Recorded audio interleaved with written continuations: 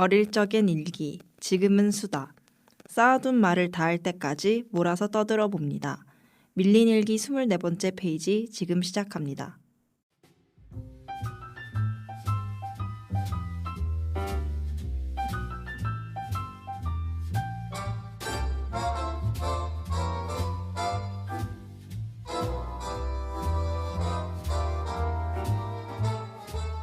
네.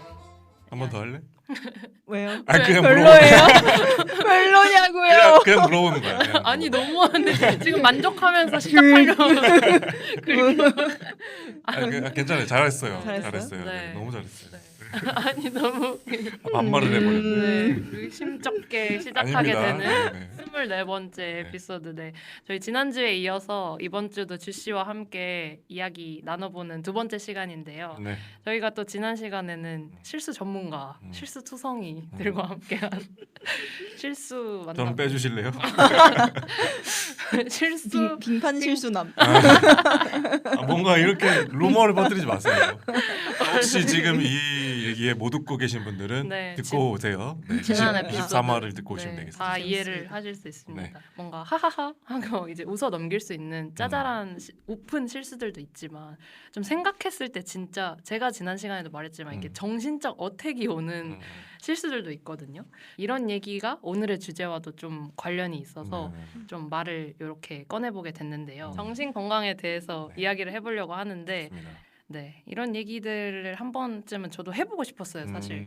근데 또 주 씨가 이 주제에 대해서도 같이 나눠줄 만한 얘기들이 있을 것 같다고 해서 좀 모신 김에 같이 이런 얘기를 해보면 그래요? 재밌을 것 같다. 왜 이런 얘기를 하면 좋겠다고 생각하셨어요? 그게 수상한 궁금하네. 사람. 수상한 사람 1이 네. 제가 얘기하자면 그 앞에 일부 들으셨던 분들은 아 실수가 좀 잦으시네라고 생각을 할 수 있는데 저가 이제 저는 처음 정신과를 간 거는 이제 중학교 때 갔는데 그 검사를 했는데 ADHD가 나온 거예요. 근데 그때는 이제 그 ADHD라는 걸 잘 몰랐고 그리고 정확히는 하이퍼 이렇게 ADHD가 attention disorder 뭐 하이퍼 뭐 이런 게 있는데 네네네. 이제 거기서 하이퍼가 빠진 네. 그 이제 조용한 ADHD라고 불리는 그러니까 막 ADD 엄청 과잉 행동은 없는데 요란하지 않은 ADHD다. 그렇죠. 주의력은 조금 주의력은 결핍이 있지만. 된 그런 게 결과가 나왔어요. 그래가지고 그때 이후로 한 저는 10년간 약을 이제 먹다가 최근에 끊었는데 제가 살아오면서 저를 따라오던 키워드가 약간 정상과 비정상 그게 뭘까 그 경계가 뭘까라는 이제 생각을 하면서 뭐 어떤 사람들은 살아가면서 제가 봤을 때는 저 사람은 나보다 더 심한 것 같은데 그냥 사는 사람도 있고 그걸 자기 어떤 컬러로 승화해서 살아가는 사람도 있고 뭐 반대로 저 정도면 괜찮을 것 같은데 충분히 잘 하고 있는 것 같은데 본인을 되게 완벽하게 더 이제 규율에 맞게 뭐 계획에 딱 짜여서 살아가게끔 자기를 막 채찍질하는 그런 사람도 있고 해서 이제 그런 것들을 보면서 막 여러 가지 생각이 들어가지고 나누고 싶어서 가져왔습니다. 그렇구나. ADHD가 사실 저는 제가 학창 시절 그러니까 약간 청소년기 이럴 때는 오히려 더 몰랐던 것 같고 성인이 돼서 성인 ADHD인 친구들이 많아서 그렇게 좀 접하는 것도 많은데 어떻게 보면 주 씨가 되게 어렸을 때 진단을 받으신 거잖아요. 그래서 저는 최근까지도 그렇게 약을 오래 드신 줄은 지금 들어서 알았거든요. 근데 주의력 결핍이라는 거에만 제가 되게 포커스가 돼 있어서 그냥 당연히 과잉 행동하고 이렇게 약간 제가 편협한 사고로 그렇게 생각을 하고 있었는데 그런 게 없는 조용한 ADHD도 있다는 거를 방금 좀 새롭게 알게 된 것 같아요. 어떻게 달라요? 그럼 네. 그러니까 주의가 어떤 상황이 있을 때 본인이 지금 흥미를 찾지 못하거나 그런 경우에는 조금 이렇게 그 상황에 집중을 못하는 거죠. 아이라고 생각했으면 이제 아이들 여러 이렇게 앉아 있으면 선생님이 얘기했을 때 그 말을 잘 따라가는 애들이 있고 혼자 이제 공상에 빠지는 애들이 있고 막 산막에 뛰어다니는 애들이 있잖아요. 네. 근데 이제 공상에 빠지는 애들이 그런 조용한 ADHD, ADD라고 볼 수 있는 거죠. ADD라고 하는구나. 그럼 약간 무기력증이나 그런 증상하고도 같이 나타나나요? 그러니까 완전 사람마다 다 다른 것 같아요. 양상이. 그래서 사실 이 분류라는 것도 이제 어떻게 보느냐에 따라서 그러니까 제가 약간 ADHD인지 A 아닌지 최근에 또 다시 생각을 해보게 됐거든요. 이 검사 결과가 진짜 맞았을까? 내가 10년 동안 약을 먹어보긴 했지만 내가 그런 사람이었을까? 내가 약을 안 먹고 살았으면 또 어떤 삶을 살았을까? 이제 뭐 이런 생각도 해봤었는데 이제 자꾸 궁금한 게 많아져서 혹시나 뭐 실례되거나 하면 꼭 말씀을 해주세요. 네네네. 근데 ADD 약을 먹으면은 어떤 증상이 완화가 되거나 어떤 증상이 발현되는 건가요? 네. 일단 갑자기 그 의학 팟캐스트 들었는데 콘서타라는 약이 있어요. 막 이러면서 콘서타 메칠 페니데이트 계열의 약인데 역시 10년을 먹으니까 전문가가 됐네. 네, 그렇죠. 네. 이제 메칠 페니데이트. 페니데이트. 네. 그게 이제 가장 좀 부작용이 덜하고 좀 가장 많이 통용되고 있는 ADHD 치료제 널리 쓰이는 네. 그러니까 중추신경 활성을 이렇게 만들어가는 그런 약인데 그럼 보통 이제 저희가 뭔가에 집중하고 뭔가 흥분되고 뭔가에 몰입되면 손발에 땀이 나고 이제 딱 각성이 되고 그러잖아요. 그리고 동시에 식욕도 감퇴되고 이제 그런 변화들이 그냥 몸에서 일어난다고 보시면 돼요. 그래서 이렇게 손발에 좀 땀이 나고 그냥 전체적으로 뭐 커피를 한 2-3잔 먹은 듯한 이제 집중력처럼. 근데 그게 이제 ADHD가 아닌 경우에는 뭐 커피 카페인에 민감도가 높은 사람처럼 너무 가슴이 뛴다거나 이제 이게 과한 자극으로 온다고 하고 본인에게 만약에 이게 딱 필요한 각성의 정도였다 하면 이제 그게 오히려 일상생활을 할 때 더 도움이 되는 그런 약이고 네. 제가 사실 영화를 그때 만들었잖아요. 맞아요.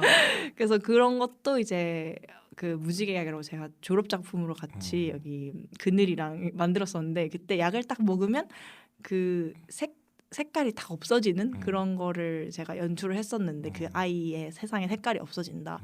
저도 약간 동일하게 느꼈던 게 제가 좀 뭔가 정신이 없고 좀 덜렁거리긴 했지만 그때 약간 경험했던 나의 어떤 여러 가지 공상들 이런 거는 저한테 되게 재밌고 좀 신나는 것들이었는데 약을 먹으면 이제 집중도 잘 되고 그 사람들이 하는 말이 다 잘 귀에 들어오는 동시에 조금 우울해지고 약간 기분이 약간 착 가라앉고 그런 좀 부작용들은 있었다.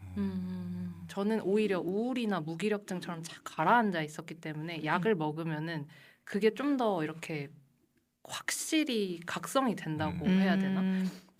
그래서 뭔가 주 씨는 저랑 다른 느낌의 약을 먹을 것 같아서 궁금했던 것 같아요. 근데 저는 처음에 진단을 받고 약을 처방받기 시작했을 때는 이게 근데 약을 먹어서 해결이 되는 문제인가? 이렇게 생각을 했었거든요. 이제 의학을 잘 모르는 자의 불신까지는 아니어도 그거 효능을 잘 모르니까.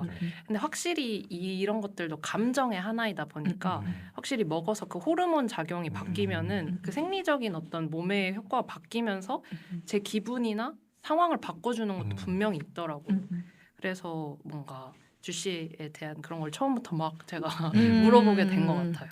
약간 들뜨는 느낌인가요? 아니면 들뜬다기보다는 활력이 생기는? 네, 맞아요. 그쪽에 가까운 것 같아요. 오히려 좀 저는 주 씨하고는 좀 반대로 항상 이렇게 좀 착 가라앉아 있고 기분이 이렇게 그냥 디폴트로 우울이 깔려 있는 일상을 지내다 보니까 그걸 끌어올리고 싶어서 이제 약을 먹으면은 좀 더 활기가 넘치고 생각 같은 게 더 많아지고 공상까지는 안 가더라도 좀 내가 이렇게 의욕이 생기고 그런 그런 쪽으로 약을 먹게 됐는데 저는 그 의욕이라는 게 약을 먹어서 생기는 건가? 그건 나의 의지 문제지. 근데 의사 선생님도 그랬고 이게 본인의 의지로 안 될 때 약물 치료와 상담을 같이 받는 거다. 근데 그런 게 굉장히 도움이 됐어요. 저한테는. 처음에 그늘처럼 의심한다든지 ADD도 마찬가지고 약을 먹으면 이게 괜찮아진다라는 거를 체험해보지 못한 사람들의 입장에서는 뭐 거기 가서 의사 상담하는 게 그냥 요즘 AI로도 막 상담하는 사람들이 있다는데 그냥 그 정도 하면 되지 않나? 라고 생각할 수도 있는 것 같아서 어쨌거나 이게 그 병이라고도 이야기하고 질환이라고도 얘기하는 거는 또 그만한 치료 방법이 있기 때문이다 라는 생각이 드네요. 그래서 두 분은 뭐 그런 경험이 있다고 하셨지만 사실 저는 정신과를 들어가 본 적은 있죠. 들어가 본 적은 있는데 제가 가본 적은 없어요. 보호자로 가본 적은 있는데 네. 그래서 조금 경우가 다른 것 같고 네. 저도 이제 듣다 보니까 궁금한 게 많아져서 오늘은 질문을 좀 많이 해보겠습니다. 네. 네. 어떤 게 궁금한지가 궁금해지는데 기다려보세요. 네네 이제 차차 버들이 풀어주는 제가 걸로 말을 하고. 끊어도 너무 상처받지 마시고. 알겠습니다. 네. 그러면 저는 뭐 저희의 정신과 뭐 에피소드들을 쭉 풀기 전에 처음에 주 씨가 되게 저는 제가 느끼기에 어린 나이에 정신과에 간 것 같은데 첫 인상이 어땠는지가 좀 궁금해요. 그러게 무섭지 않았나요? 네.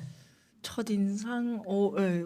그때 막 여러 가지 좀 검사를 받게 될 계기가 있어가지고 받고 했는데 이제 약간 그때는 이제 조금 중학생이잖아요. 그래서 제 상상력으로 뭔가 이 사람들 내 마음을 꿰뚫어 볼 것 같다는 생각이 말을 조금만 해도 이제 그때 당시에 막 그런 거 뭐 기생충 뭐 무슨 존 프레키 뭐 저거 존처럼 그 막 뭘 하나를 내가 얘기하면 이 사람들이 나의 막 내면을 다 파고들 것 같은 그런 약간 두려움 반 기대 반 그런 게 있었던 것 같은데 뭐 그래서 이제 저는 약간 좀 경계와 그리고 저 사람들이 나에 대해서 어떤 판단을 내릴지 그리고 사실 이게 되게 어떻게 보면 무서운 게 이 사람들의 어떤 그 시선으로 바라보면 그리고 병명을 딱 찍어주면 그 내가 그 병이 되는 거잖아요. 그렇죠.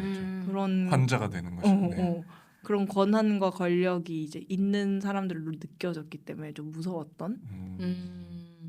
네, 어려서 그런 것도 있었겠지만 어리지 않아도 그게 충분히 부담으로 느껴질 수 있잖아요. 왜냐면 이 정신병이라고 표현하는 거 자체가 약간 비하할 때 많이 또 쓰기도 하고 하다 보니까 정신과에 간다. 그래서 내가 거기서 어떤 것이든 진단을 받고 정신질환자가 된다라고 생각하는 거에 대해서 굉장히 뭐랄까 부담을 느끼는 사람들이 많다 보니까 맞아요. 그늘은 어땠나요? 처음 갔을 때? 저는 그러니까 이게 너무 옛날 말인가 모르겠는데 그 정신과 말고 그 정신병원 그러니까 병동 사람들이 이렇게 그쵸. 폐쇄병동. 네, 폐쇄병동 그 가는 정신병동에도 아침이 와요. 같은. 네. 약간 근데 그것보다 더 뭐랄까 지금의 병동이나 그런 것보다 그냥 사람들이 상상으로 만들어낸 막 언덕 위에 하얀지 막 이런 표현도 맞아. 하고 그리고 괴담도 많고. 네 그랬잖아요. 근데 뭐 제가 그렇게까지 심각하게 생각한 건 아니지만 제가 처음에 정신과의 그 상담실 안에 들어갔을 때 그 스테레오타입을 깨려고 들어갔는데 스테레오타입 그대로 있는 거예요. 그러니까 의사 선생님이 너무 하얀 옷에 거기 인테리어도 다 하얗고 하얀 커튼을 쳐놓고 그래서 나는 아니야 여기는 되게 그건 그냥 선생님이 흰색을 좋아해서 모던 감성. 그냥 신식 병원 인테리어가 그냥 약간 피부과 감성. 그쵸. 사실 다른 병원도 다 똑같은데 그러니까 정신과라고 하니까 네, 더 그랬던 것 같고 그래서 나는 뭔가 아니야 이런 타파하려고 갔는데 맞네 사람들이 맞는 말 한 거였네. 의사 선생님 너무 친절하고 맞아요. 그런 이미지적으로는 그런 게 있었고 그 분위기가 되게 기억이 남아요. 제가 이제 그때 당시 살던 집 근처에 있는 병원에 갔었는데 거기가 대학가 주변이어서 더 그랬을 수도 있는데 거기 사람이 엄청 많이 오는 거예요. 그래서 와 진짜 역시 정신과 요즘 사람들 많이 간다. 이렇게 하면서 그 제 대기를 하면서 기다리는데 앉아 있는 분들이 다 제 또래 여자인 거예요. 이 사람들의 그 각자 사연이 뭘까? 어떤 게 뭐 힘들어서 왔을 수도 있고 아니면 실제로 통제가 안 되는 뭔가 있어서 왔을 수도 있고 그런 게 궁금하기도 하고 뭔가 그냥 지레짐작으로 안타깝기도 하고 근데 되게 위로가 되기도 하고 나만 이런 거 아니네. 이런 생각도 들고 좀 그런 여러 가지 생각이 저한테는 그 정신과의 첫 이미지였던 것 같고 보험이 안 되는 약이 너무 많다.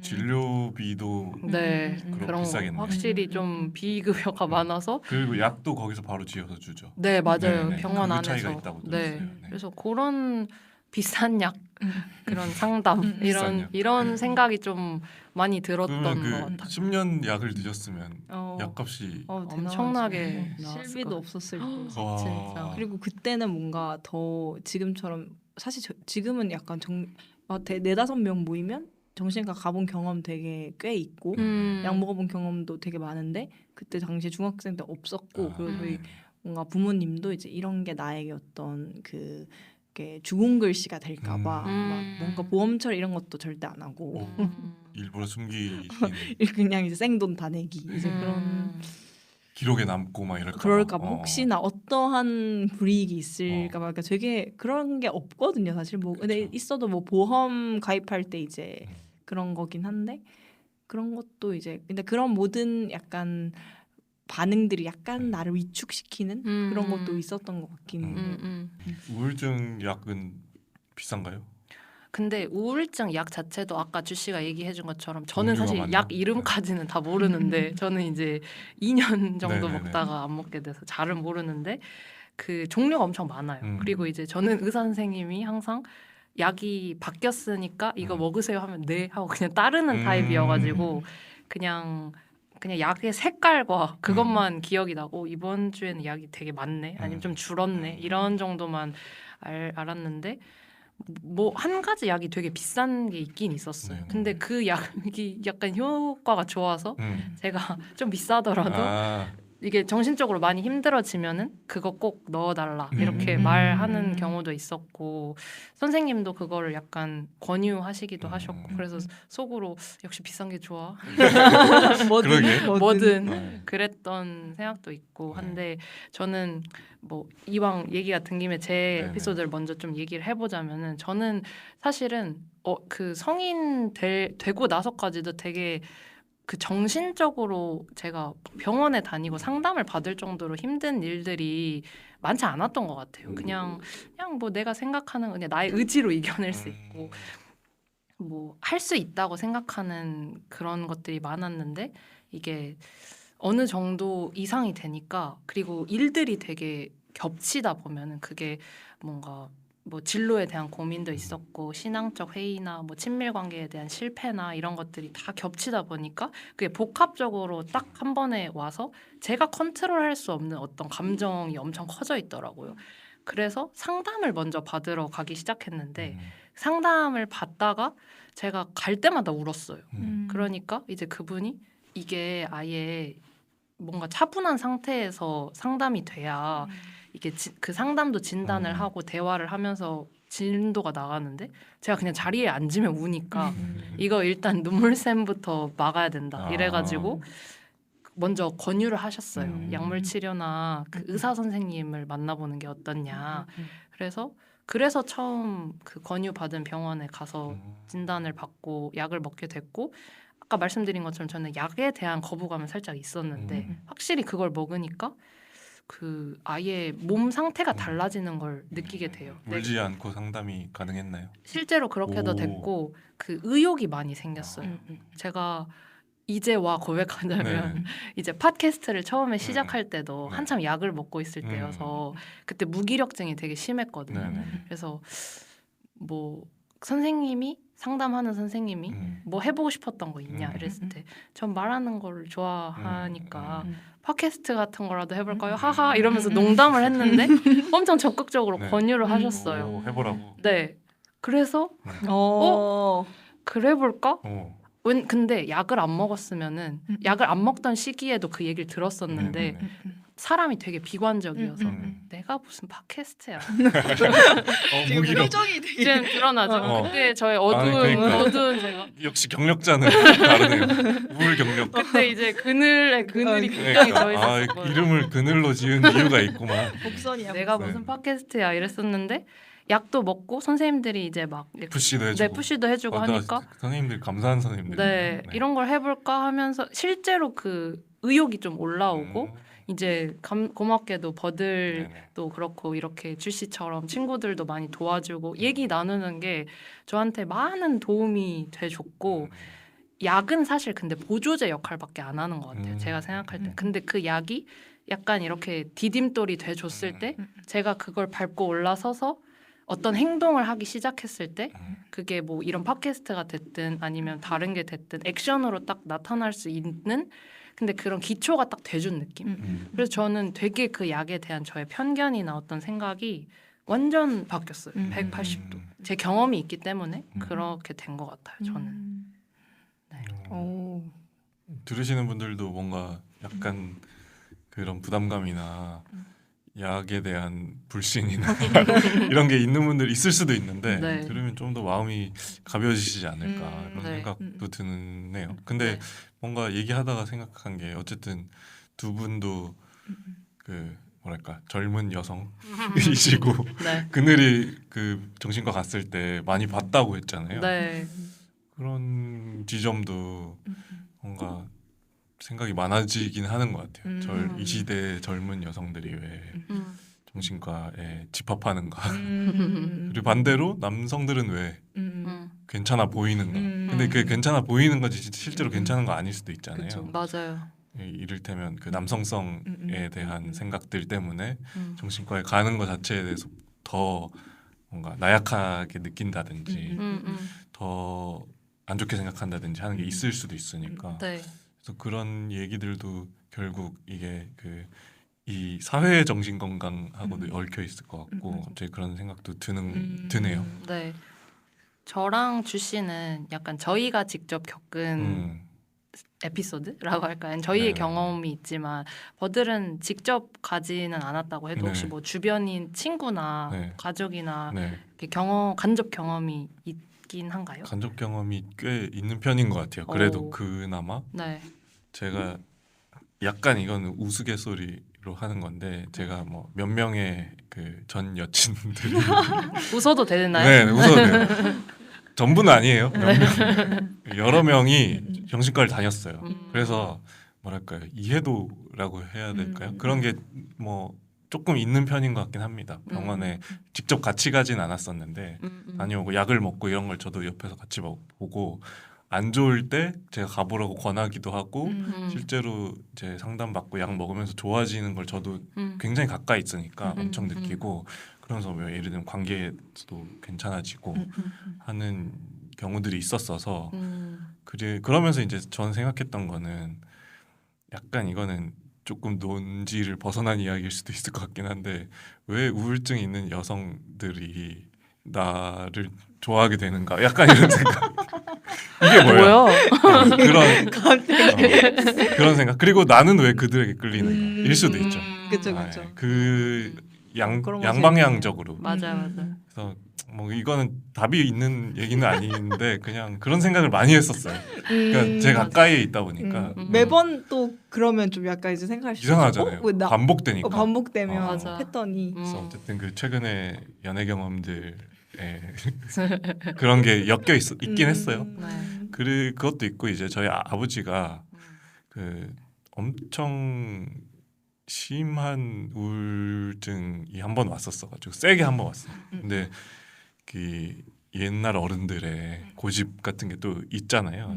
누가 봐도 물론 누가 봐도는 아니겠죠. 내가 그 여러 우울 여성들을 겪은 내 관점에서 전문가처럼. 내 관점에서는 네. 적어도 무조건 그런데 음. 그리고 좀 심했어요. 살도 엄청 빠지고 네. 이게 눈에 보일 맞아요. 정도로 불안이 눈에 보일 정도가 되니까 네. 저희 아버지 운전을 굉장히 잘하시는데 몇십 년 무사고인데 운전대를 못 잡는 거예요. 그래서 이건 심각하다. 빨리 병원에 가야 된다라는 생각이 들어서 이제 뭐 사실 아버지가 엄마가 아픈데 혼자 돌보다 보니까 이게 심화될 수 있는 상황이 더 생겼던 거죠. 그래서 이제 그 운전을 못 하니까 병원에 데려가야 되는데 저희 아버지는 시골에 사니까 어쨌거나 좀 좋은 정신과 뭐 이런 곳을 가려면 그래도 1시간 정도 갔어야 됐는데 아빠 친구 목사님한테 연락해가지고 부탁을 좀 해서 같이 데리고 또 엄마도 환자기 때문에 저도 같이 동행을 해서 그때 이제 정신과 처음 들어가 봤죠. 그래서 그때 들어가서 이제 진단 받고 약을 좀 센 약을 먹었던 걸로 기억하고 그렇게 한 달 먹고 그 다음에 이제 그 약도 좀 덜한 약이 있다고 하더라고요. 저는 잘 모르지만 그래서 그것까지 해서 뭐 한 2-3달 정도 드셨던 것 같아요. 약을. 근데 약 먹으니까 확실히 아버지가 괜찮아지고 식욕도 좀 생기고 아까 말한 것처럼 살이 좀 찌고 그리고 그 과정들을 이제 저도 엄청 가까이서 볼 수는 없었죠. 왜냐하면 저는 서울에 있다 보니까 어쨌거나 아빠가 괜찮아지는 걸 보면서 그 의학에 대해서 다시 한번 감사하게 되기도 하고 뭔가 이게 젊은 뭐 여성들도 많이 걸린다고 했지만 이 우울 질환에 취약한 사람들이 어디엔가 숨어 있을 것 같다. 그리고 저희 아빠 같은 사람들도 그렇고 간병하시는 분들 특히 네. 좀 더 그럴 것 같기도 하고 약간 그 희망을 찾기가 어려운 상황에 있는 사람들도 있을 수 있고 좀 더 시야가 넓어진 계기이지 않았나라는 생각이 드네요. 그래서 지금은 이렇게 얘기할 수 있지만 그때는 진짜 뭐랄까 저도 엄청 심각했거든요. 왜냐면 엄마 아픈데 아빠까지 아파버리면 이거는 진짜 재앙이다. 그랬었는데 이제 지금은 좀 가볍게 얘기할 수 있죠. 그래도 많이 호전되셨다니까 네네. 너무 듣기에 다행이라는 생각도 들고 버들도 뭐 느꼈기도 하겠고 얘기도 해줬지만은 이게 본인이 발견할 수 있는 경우도 분명 있지만 맞아요. 본인이 아예 인지가 안 되는 상태로까지 가면은 이게 뭐 병원을 가는 건 둘째치고 아예 진단이 스스로 자가 진단이 안 되는 맞아요. 경우도 분명히 있는 것 같거든요. 그래서 주변에 좋은 사람, 가족 그런 걸 관심 있게 들여다봐주는 그런 게 확실히 좀 필요한 것 같은데 저는 또 주씨한테는 약간 궁금해지는 게 처음에 이런 뭐 정신과에 간 첫인상이나 이런 걸 저희가 얘기를 해봤지만 뭐 가족이 아닌 다른 주변인들한테 언제 좀 이렇게 터놓고 얘기할 수 있게 됐는지 아니면 그냥 처음부터 사실 나는 뭐 이렇게 병원에 다니고 약 먹고 하는 거는 자연스럽게 얘기를 하는 편이었는지 좀 그런 것도 궁금해요.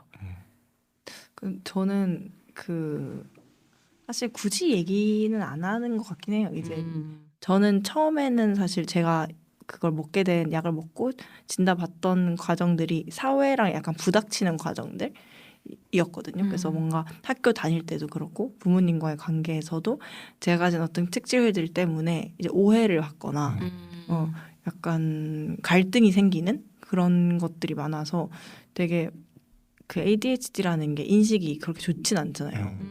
그리고 주변에서도 이제 뭐 부모님이 굳이 이거를 너가 알릴 필요가 없다.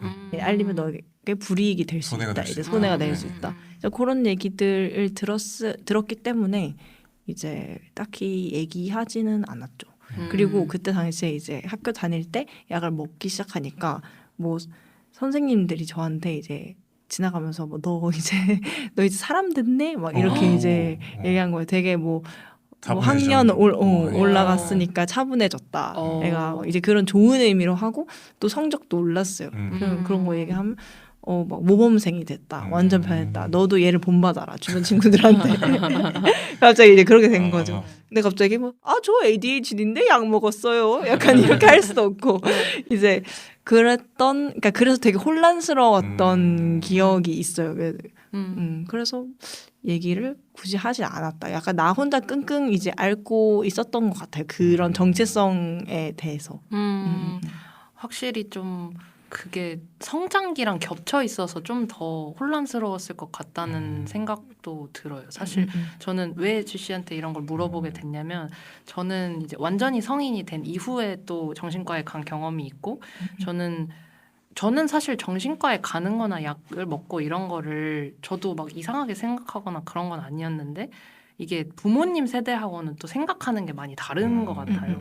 그래서 굳이 가족들한테까지 알리진 않았었는데 제가 이제 병원에 다녔던 뭐 여러 가지 그 복합적인 이유 중에 그 엄마와의 갈등 그런 것도 있었거든요. 근데 제가 이제 그 약을 한참 먹던 와중에 본가에 내려가서 그때 본가 가는 것도 좀 피했었어요. 마주치면 더 악화될까 봐 선생님이 약간 피하라고 하셨는데 뭐 어쩌다가 가다 또 싸움이 났어요, 엄마랑. 근데 그때 제가 엄마한테 처음으로 얘기를 한 거예요. 제 나름대로는 용기를 내서. 나도 근데 잘 해보고 싶어서 지금 나 병원도 다니고 있고 약도 먹고 있다. 물론 이렇게 차분하게 얘기하지 않았습니다. 좀 이제 분노에 차서 약간 좀 격앙된 목소리로 말하긴 했는데 그러다 보니 이제 엄마도 맞받아치는 과정에서 좀 세심하지 못한 답변을 하셨죠. 근데 이제 제가 생각하기에 정신과 다니는 사람한테 절대 하면 안 되는 금기어들을 매우 다 말씀하셨고 뭐 예를 들면 이제 엄마가 안 들을 테니 엄마 미안해. 근데 뭐 이제 저는 그냥 하는 말을 그대로 워딩을 옮기자면 그러니까 너가 뭐가 힘드냐. 뭐 더 힘든 사람도 더 있는데. 힘든 사람도 네. 많다. 아니면은 뭐 너가 부족해서 그렇다. 뭐 약간 그런 류의 말들. 연약한 거다. 뭐 네네네. 그런 그러니까 힘들 일도 많다. 약간 이런 식이었고 제가 가장 싫어하는 귀결이 그게 다 기도하면 아이고 믿음이 부족해서. 믿음이 부족해서 너 교회 다니면 하나님 찾으면 되는데 치료해 주시는데. 네, 근데 이거는 막 누구를 비하하거나 그러려는 의도가 전혀 없고 엄마는 엄마대로 정말 안타까워서 이렇게 얘기한 거 아는데 실제로 그렇게 생각하시니까. 제가 이성을 잃었습니다. 그 얘기를 듣고 왜냐하면 제 나름대로는 엄청난 용기를 내서 말한 거였는데 엄청 큰 상처를 받았습니다. 그 엄마한테 그런 말을 들었다는 거에 대해서. 그래서 그때는 막 이제 거의 고성이 오가면서 진짜 안 좋아졌었는데 근데 이제 뭐 결과적으로만 보면 나중에 엄마한테 한 번 더 얘기해서 사과도 받았고 대화로 잘 풀기는 했지만 저한테는 사실 정신과 다니면서 가장 이렇게 기억에 남는 에피소드가 그거기도 하고 해서 좀 물론 주 씨와 저는 이제 진단받은 병명도 다르고 이렇게 증상 자체가 다르다 보니까 시기도 다르고 그러다 보니까 생긴 에피소드들이 다를 수밖에 없을 것 같기는 한데 그런 것들을 꺼내놓고 서로 이해하는 그 문화가 이제야 좀 생기는 것 같아요. 네. 여전히 좀 격차가 있는 것 같긴 해요. 이해도에 대해서 뭐 이해도가 낮다고 다 뭐 안 좋게만 얘기할 수는 없지만 약간 더 노력할 필요는 있는 것 같다. 이해도를 높이기 위해서. 그리고 아까 잠깐 지나가듯 얘기하긴 했지만 그 넷플릭스의 정신병원에도 아침이 와요라는 드라마가 저는 굉장히 좋게 봤는데 그 정신 질환에 대해서 약간 그 판타지적으로 그린 지점들이 뭐랄까요? 좀 상상력을 좀 더 더해주는 것 같고 정신 질환자들이 실제로 그런 뭐랄까 그 환경 그러니까 정신질환이 어떻게 발현이 되는가를 봤을 때만 우리가 생각하면 미디어도 그렇고 뭐랄까 부정적으로 묘사되는 부분이 아직 있잖아요. 조현병이라든지 ADHD도 산만한 애들 뭐 이런 식으로만 간다든지 우울증도 막 엄청 뭐 무기력하고 빠져 있고 의욕이 없고 이렇게 뭐랄까 그 일률적인 무언가를 보여줄 수밖에 없는 그 미디어적 환경도 당연히 있고 한데 드라마 보면은 좀 더 다양한 상상들을 할 수 있게 사실 그 우리가 표현하는 미쳤다 이런 말도 옛날에는 사실 정신질환자들한테 쓰던 말이잖아요. 근데 지금은 포지티브하게도 쓰이는 그런 변화들이 생긴 것처럼 무언가 그런 움직임들이 어쨌거나 좋은 방향으로 나타나고 있는 것 같긴 하다. 미디어도 그렇고 우리의 언어들도 그렇고 그리고 이해도도 이제 사회 이해도도 좀 더 높아져야 할 것 같다는 생각은 들고 그래서 이 팟캐스트에서 또 우리가 이런 이야기하면 또 들으시는 분들도 좀 더 잘 알게 되시면 좋을 것 같네요. 네, 뭔가 이게 꼭 저희가 정신과에 대한 이야기를 해서 뭐 의학적으로 사실 설명할 수 있는 부분이 많지도 않을 뿐더러 저희 얘기를 듣고 뭐 의학적으로 뭔가 본인을 진단하거나 그러진 마시고 네. 그렇지만 이게 내가 정신과에 직접 가본 경험이나 아니면 뭐 내 주변인이 가게 돼서 간접 경험을 하는 경험 자체가 없더라도 아까 주 씨가 저희 인트로에서 얘기해 준 것처럼 정상과 비정상이 뭘까에 대해서 고민하게 되는 건 분명히 사람이 한 번쯤 하게 되는 것 같아요. 그리고 내가 정상인가? 그러니까 그게 꼭 엄청 막 철학적인 질문이 아니더라도 내가 지금 뭔가 좀 잘못하고 있나? 아니면 어긋나고 있나? 다른 사람들과 내가 다른가? 이런 생각들을 자주 하게 되고 그게 감정적으로 가거나 살짝 길을 틀게 되면은 뭔가 병명으로 진단이 될 정도로 가게 되기도 하는 것 같은데 뭔가 그래서 정상과 비정상이 뭐라고 생각하십니까? 이러면 너무 큰 질문인 것 같고 뭐랄까 이게 제가 생각할 때는 약간 좀 나는 사실 이런 생각을 해 아니면은 이런 게 있어 이런 거를 좀 꺼내놓고 얘기하게 되는 분위기가 이해도를 좀 더 높여주는 방면에서는 저는 좀 더 좋다고 생각하는 편이긴 하거든요. 사실 내가 몰랐던 사람들의 뭐 MBTI를 알면 그 사람을 파악할 수 있는 것처럼 사실 뭐 정신병으로 그 사람을 파악할 수 있는 건 아니지만 MBTI가 내 MBTI는 ADHD 약간 이런 느낌. 그러니까 네 글자여서 네 글자 맞추긴 하니까 뭔가 그러니까 이런 것도 이제 약간 웃어서 그쵸. 넘길 수 있는 그리고 뭔가. 약간 그 ADHD 같은 것도 자가 진단 이런 거 해가지고 나 ADHD인 것 같아라고 네. 스스로 얘기하기도 하고 사람들이 네. 뭐 자기 인스타 프로필 써놓기도 하고 성인 ADHD 앓고 있다. 맞아. 그런 것만 봐도 약간 뭐 이미지가 달라지고 있는 것 같긴 하다. 근데 뭐 이게 또 긍정적인가는 또 모르겠는데 사실 네. 맞아. 그 인식이 달라지고 있는 건 확실한 것 같아요. 약간 양가적이라는 생각이 드는 게 그러니까 최근 한 2, 3년 전에 그 ADHD 관련 서적들이랑 그런 게 되게 많이 그쵸, 나왔어요. 그 젊은 ADHD의 슬픔. 뭐 네. 무슨 지음 작가님인가? 네. 그거랑 몇 개 한두 개씩 나왔는데 그러면서 이제 그 SNS에 뭐 자가 진단하면서 이렇게 쫙 그런 콘텐츠 나오고 되게 많이 찾아갔다고 하더라고요. 사람들이 정신과 내가 진짜 그런 게 아닌가? 근데 이제 아니었던 케이스도 꽤 많다고. 그냥 자기가 집중 못하는 건데. 그냥 잠깐 나 집중 ADHD 못했을 같아. 약간 뭐 릴스 시청 너무 많이 해서 릴스 3시간 흐려진 봐서. 약간 정신력 도파민에 절여진 뇌 맞아요. 이런 거.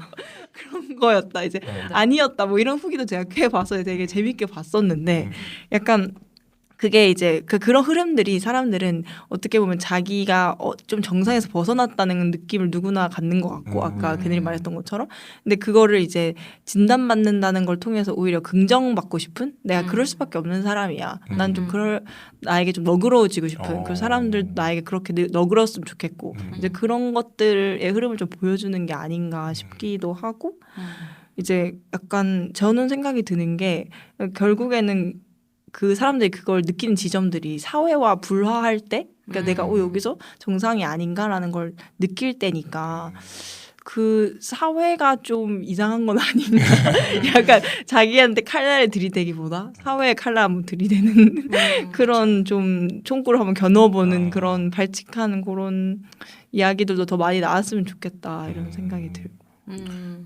확실히 그런 면이 있을 수 있는 게 기준을 어디에 두냐 문제잖아요.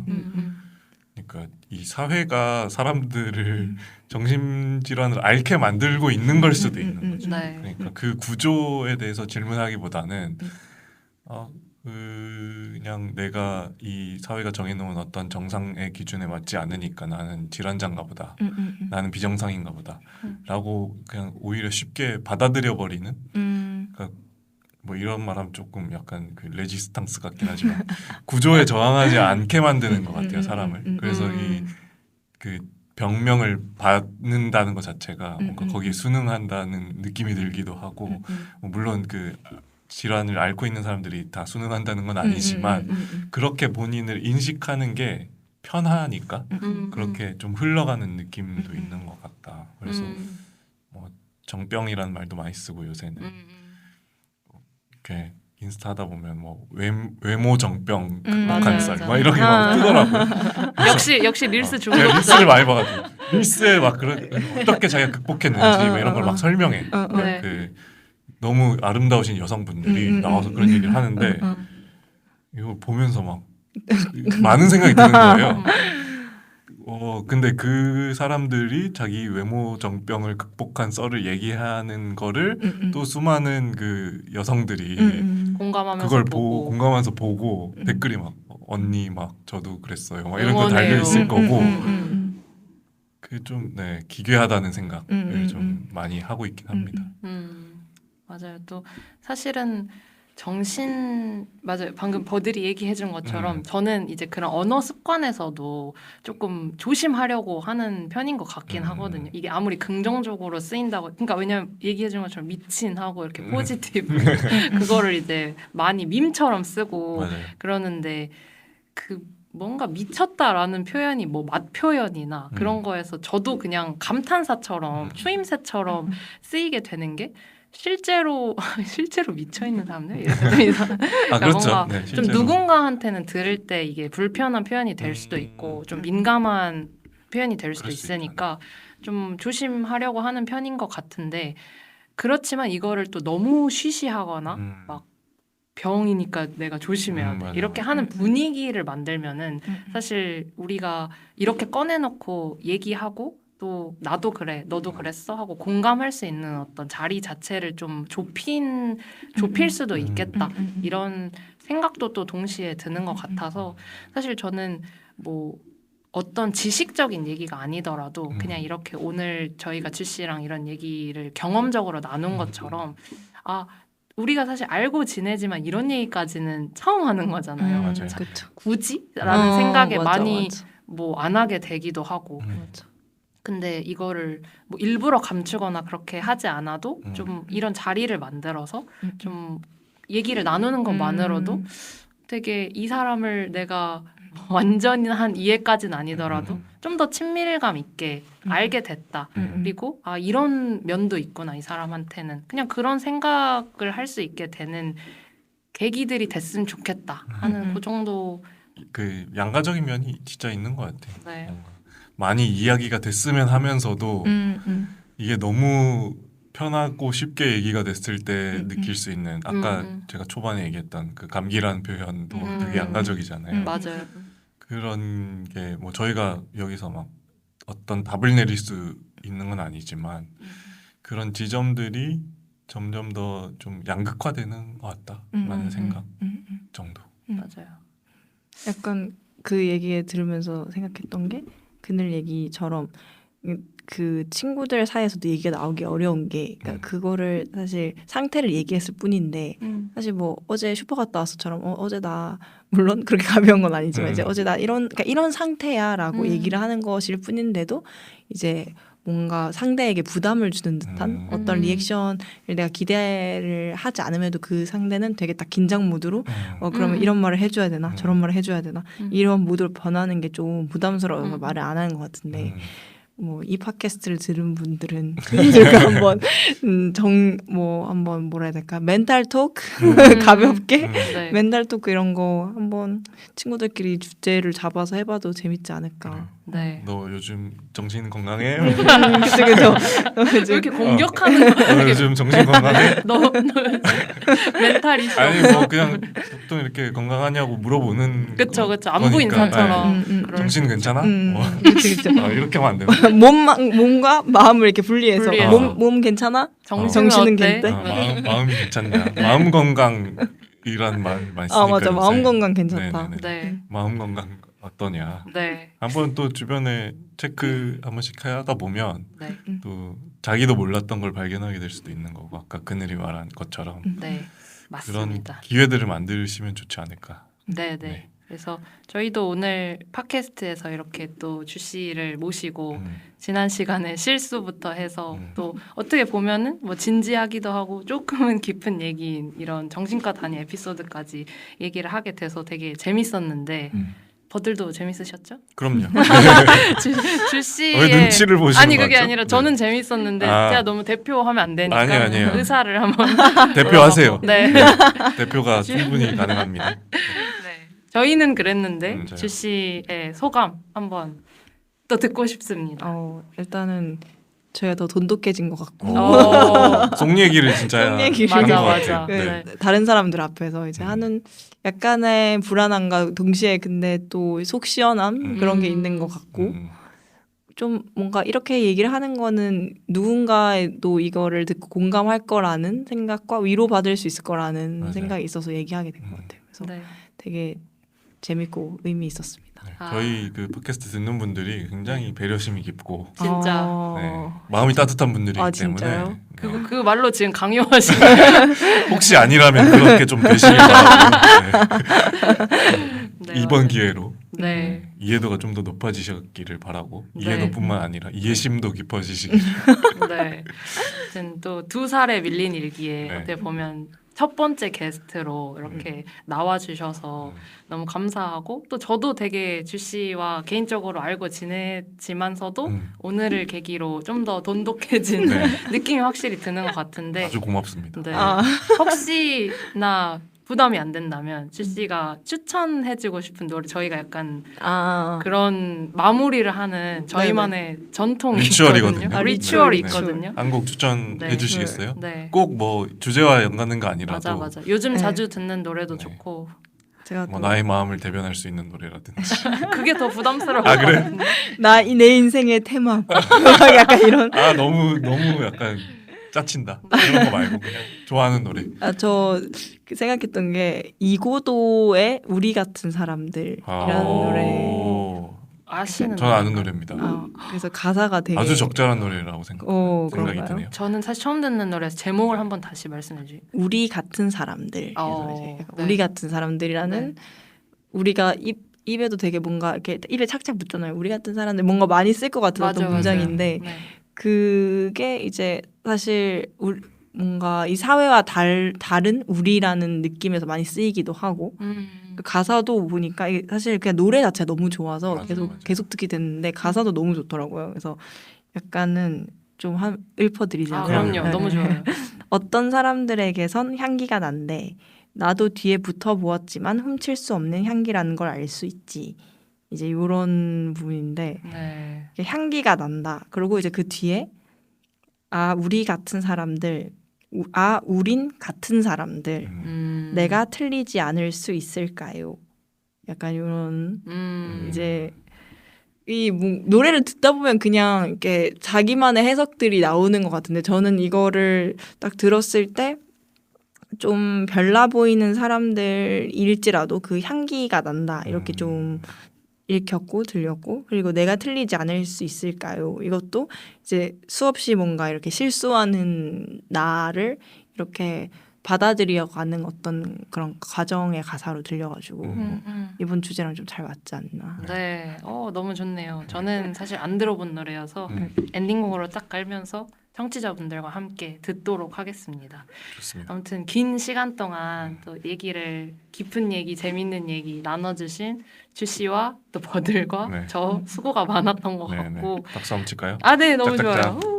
네. 들으시는 분들도 재미있게 잘 들어주신 에피소드들이었으면 되게 좋을 것 같고 아무튼 오늘도 이렇게 즐거운 시간 함께 해준 주씨에게 감사를 드리면서 마무리를 해보도록 하겠습니다. 네.